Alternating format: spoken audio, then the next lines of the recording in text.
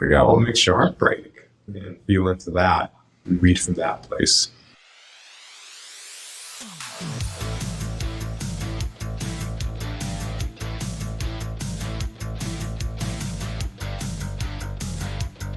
One thing I really appreciate about the Oak team is how much thought and effort they have put into how blockchain technology can improve real people's lives within the city of Oakland. They've been on the ground at farmers markets, community events, and hosting their own events, talking to people, seeing what resonates, and walking them through every step of what they need to do to mint an NFT or buy groceries with a stablecoin. They have hands-on experience with the needs of various communities within Oakland, the benefits that could be provided by on-chain tools, as well as the barriers that are still very present in the infrastructure. The other thing I appreciate is that they are just really pleasant to be around, and DJ is no exception. I'm DJ with city3, and we exist to give communities tools for their own economic empowerment.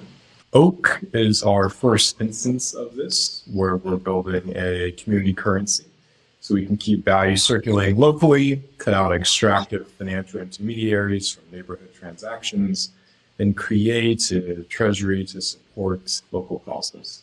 So our founding team has known each other for 11, 12 years, I think. We all met in college. I met our product lead, Garrick, first day of orientation. It's a really great story.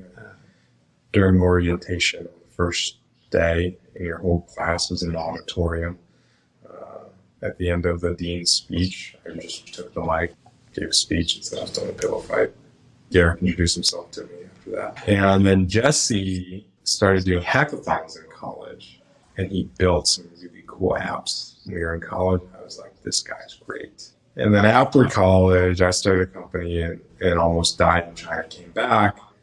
And I became Jesse's first employee in the startup that he started. So got to work closely with Jesse. And then our team, half was joined Toyo, and then some of us went to Coinbase. Jesse went to Coinbase. And it was a few years ago when Garrick and I were talking.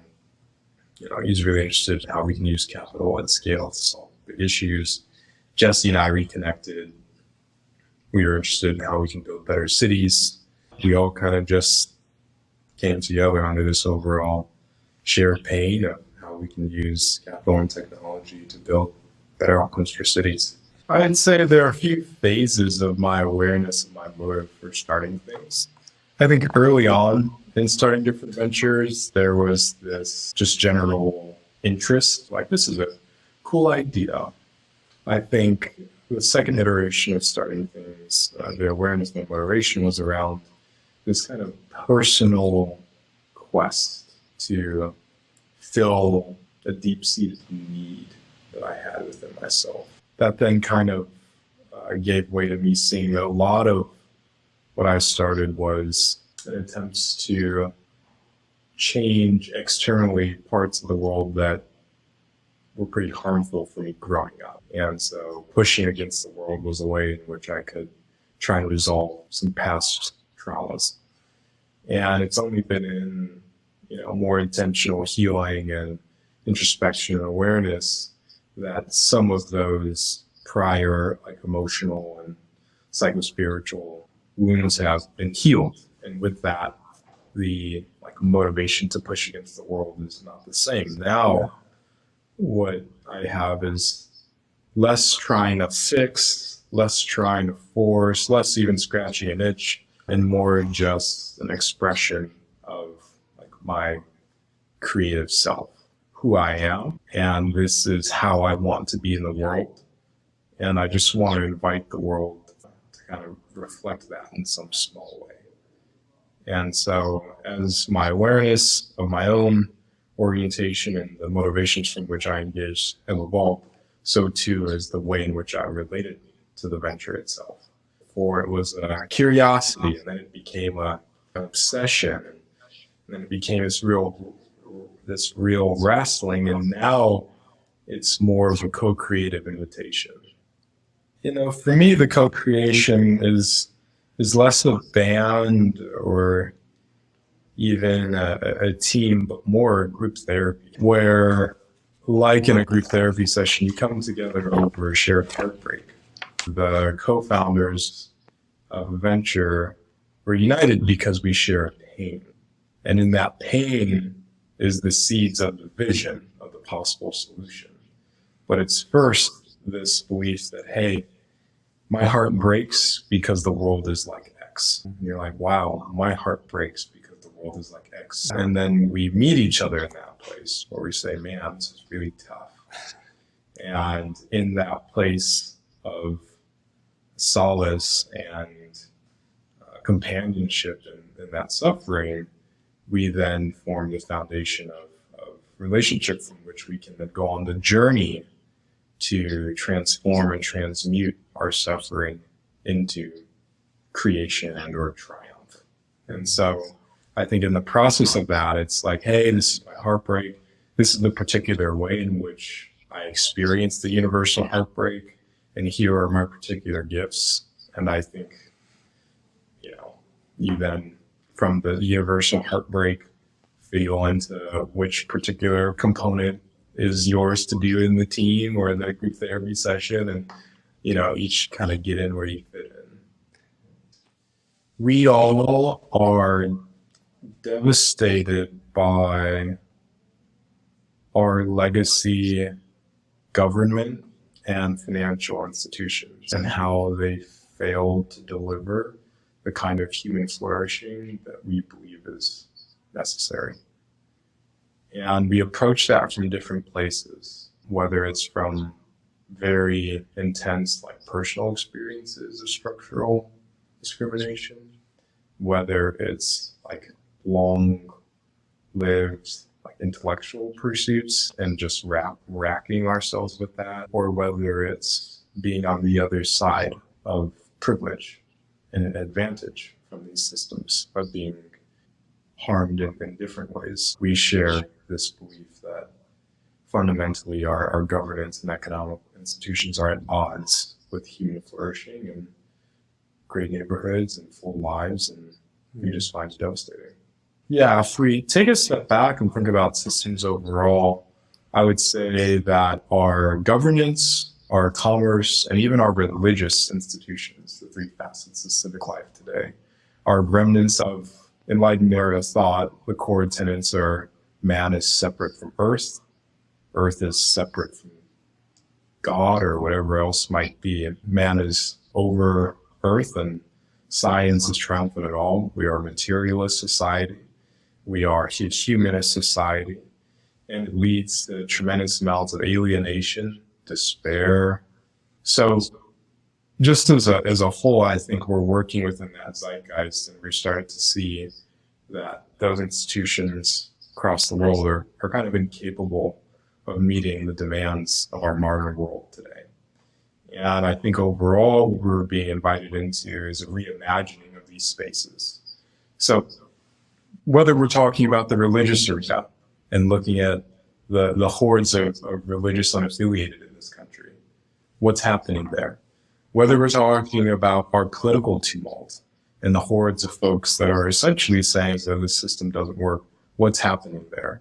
And of course, whether we want to talk about 2008 or 2023, the hordes of folks that are saying this system economically isn't working for us, we see that it's not bad actors, but rather an outdated philosophical way of operating, coded into archaic institutions that literally can't deliver on the demands of today's day and age. And so all three avenues are currently being disrupted and innovated to various degrees of investment and awareness. In the religious arena, we see all of these people leaving formal churches and creating secular a la carte type offerings for the soul. In the political arena, well, you've got January 6th, you've got, you pick your poison, but it's folks more or less saying, F no to that, we need something better.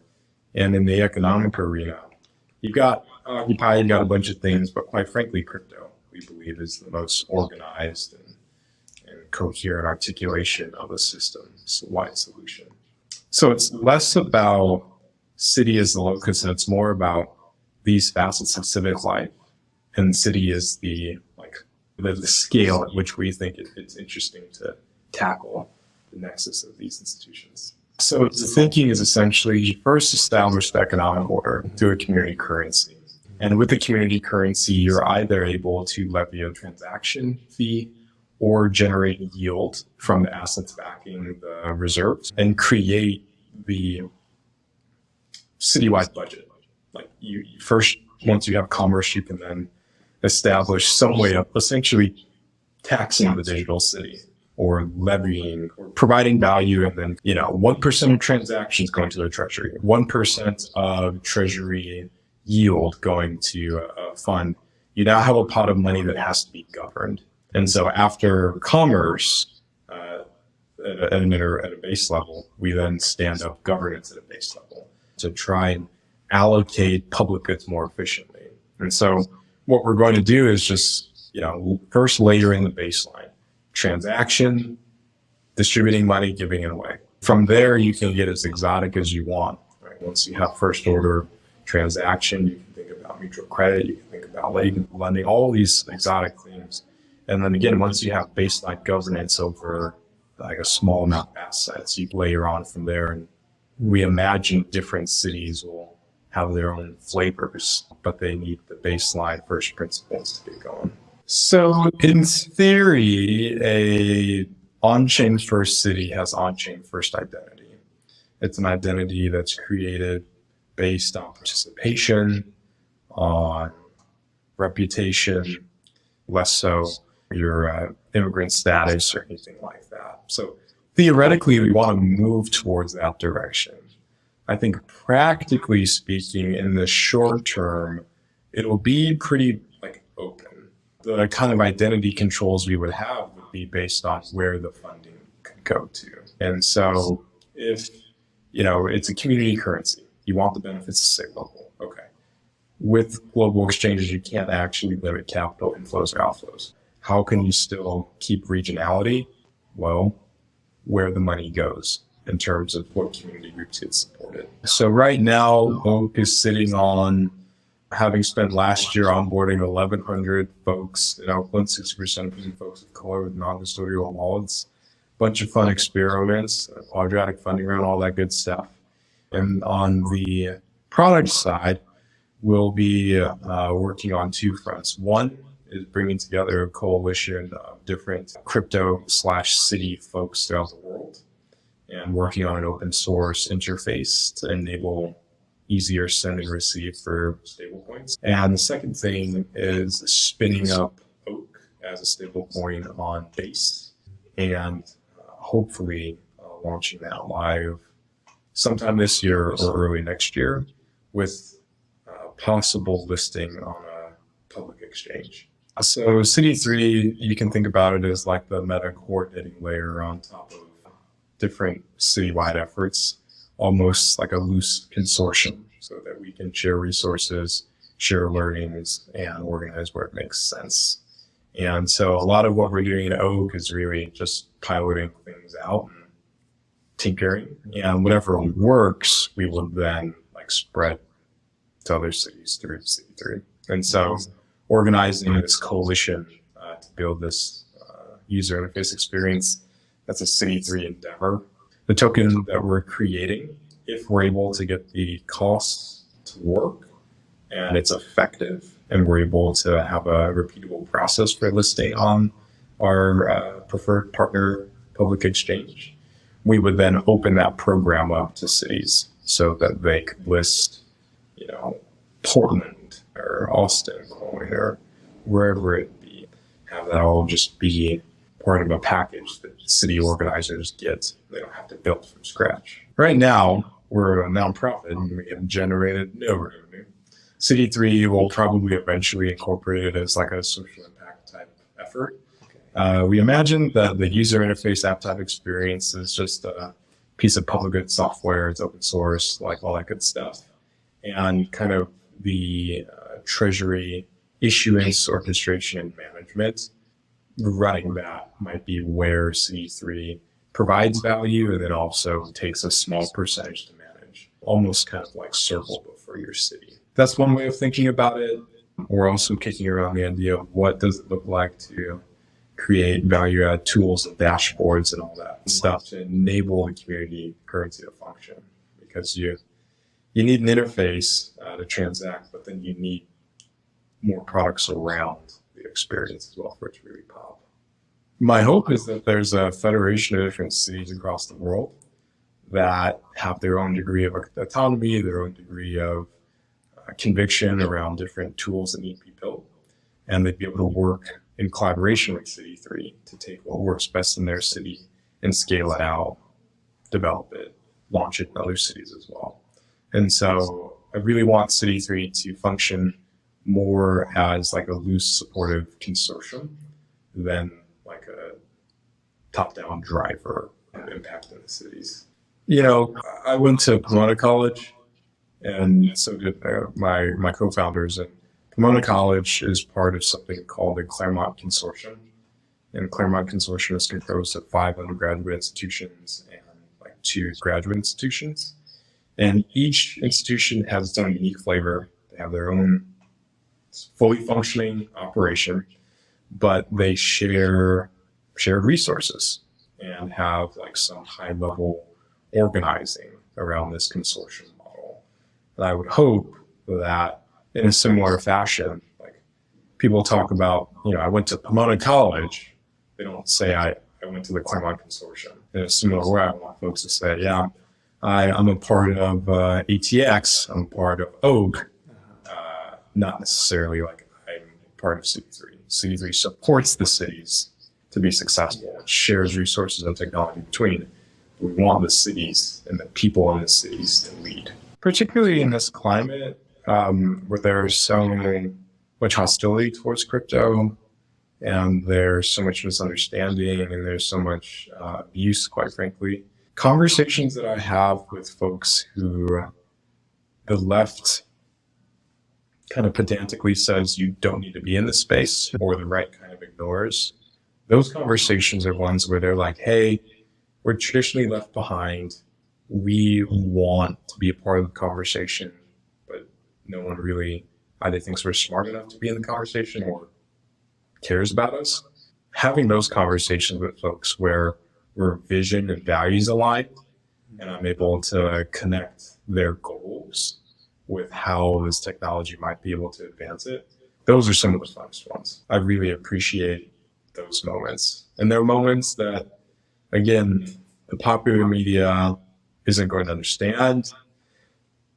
Crypto folks mostly aren't going to understand because they're not engaged with a lot of these communities. And these communities don't really have always access to public outlets like that. But that's, for me, really enjoyable bright spot type moments. And I'll give you one example.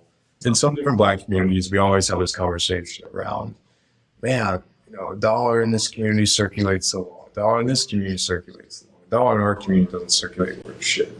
You know, it just comes in, leaves right out. Or, man, we're left behind on so many different measures of economic development. We can't build wealth. We can't build savings. We can't access credit. We can't lend to one another.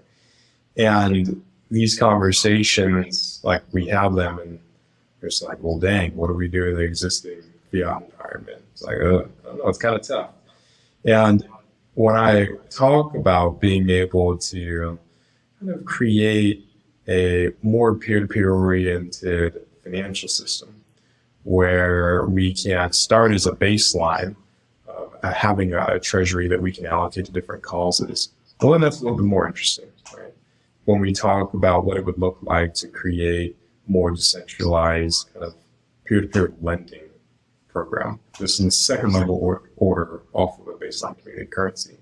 But folks intuitively get that. Just conversations like that, where folks are like, oh yeah, that makes sense on the commerce side. And yeah, we're tired of constantly asking philanthropists for dollars. We're tired of constantly looking for grants.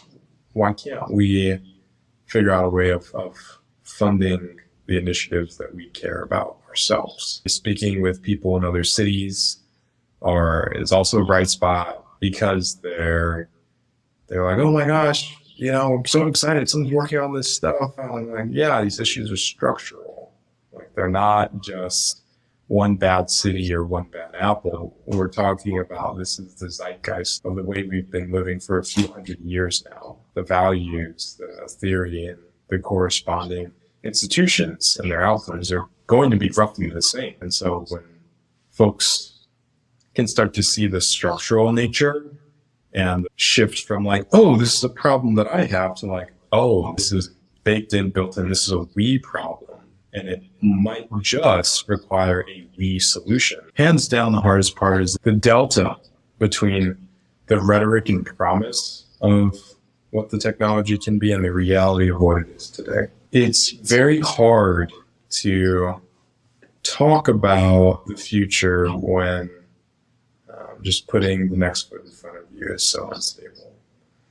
You know, we're at the farmer's market and we're getting people to transact, and it works. But it's really hard for a regular person to turn dollars into crypto today in a way that's instant, free, and they can like send to someone. It's like really hard. It's so hard that the solution we came up with is Venmo me money and we'll send you USDC to your wallet, right?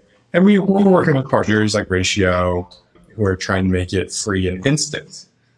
Well, we're not there just yet. And so the lack of tools for regular people for our use case is really challenging. And that challenge then invites another challenge, which is, okay, well, if you want to build some of these tools, how do you want to build them? And for what end? Some of these tools can be built in a for-profit fashion, but then to what end? And some of the tools can be built in a public goods fashion, and how and with whom. Those second-order challenges stem from just how early the infrastructure and tooling is overall in the space. We have this question a lot as to like, how early are we? A few months, a few years early? And we go back and forth because with the earliness, you see the opportunities to build, but then you also see the like overall ceiling limitations. And our general ethos has been, instead of trying to build one thing over here or over there, because we are about security, currency, and governance, and to instead kind of really slow it down and like wait with the ecosystem overall and move in that concerted fashion, right? So the problem, the network is too slow. What's the solution? Well, you can either find a network that's compatible with the other existing tools. You can build some pieces of it, exorbitantly expensive, or you wait. And so in this case, it's like, oh, yeah, we'll just wait until base is live. So when base is ready to go, then we'll be able to make this next move. That allows us to stay true to our mission and vision and execute on like this competency and allow the rest of the ecosystem to kind of come along. And starting like a social enterprise, which is decidedly not attempting to be a for-profit unicorn, but instead wanting to be able to create a sustainable and like abundant, prosperous organization that also serves folks. We're not oriented to go out and raise from folks that want that kind of orientation anyhow. You know, a lot of folks, they do what you love, and there's a lot of back and forth on that. Follow your passion or not, or do what you're good at, or you're a KG or whatever that's called. I would say figure out what makes your heart break and feel into that and read from that place. I'd say from that place of leading with heartbreak, figure out what sources of heartbreak are you most proximate to. And in your proximity comes understanding, and in your understanding comes the potential for solutions and like creative ways of being and moving that you don't necessarily get when you're, you know, far away from the problem. So proximity is a big one. And then the third thing is just like, you can dream for tomorrow, but build for today. And so many folks in this space are dreaming for tomorrow and building in tomorrow, but leaving so many people behind today. And I would love to see more people heck, maybe don't even dream tomorrow. Just come and build with today's problems. Make it just one step a little bit better. As a longtime resident of Oakland, I'm pretty excited to see what the future holds for Oak. You can follow them on Twitter at @OakCurrency or check out their website, oak.community. And if you're interested in bringing something similar to your city, reach out. I'm sure they would love to chat.